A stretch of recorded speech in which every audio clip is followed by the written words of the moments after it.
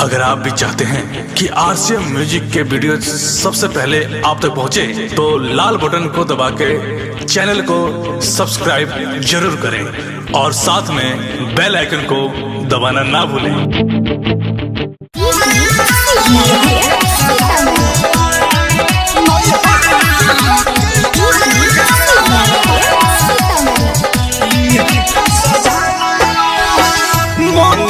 सजई है मोरा पूरा करके ने कहो ससुरा में धरब तबे पहिला बार दे कहो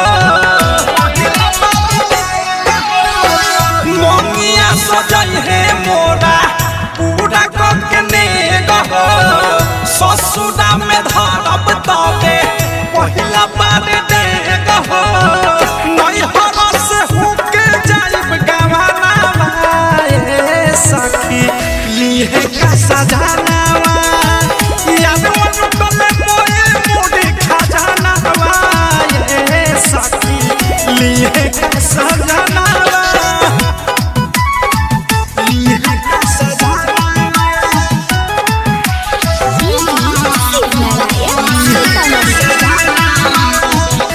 रोहनी ना धान रहे जवानी बेईमान हो ओही उमर में ढेरलो सरनी के उधान हो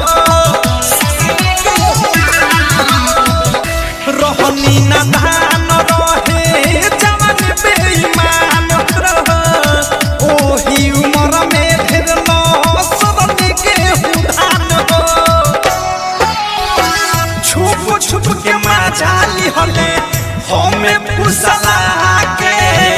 खा के पी के चल दिहले ओही पया जाके जोनी है जे मोनी है ऊंचा टकना भाई सखी लीहे का सजानावा पहले ना दिहनी पधे आना भाई सखी लीहे का सजानावा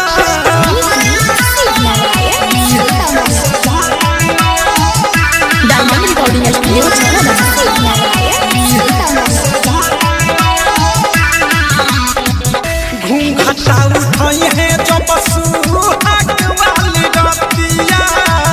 देहब का जवाब जब जानी है ई पतिया घूंघटा उठाई है जो बसुहाग वाली रतिया देहब का जवाब जब जानी है ई पतिया आनी बानी मारी मारी हंसी है उठाल हो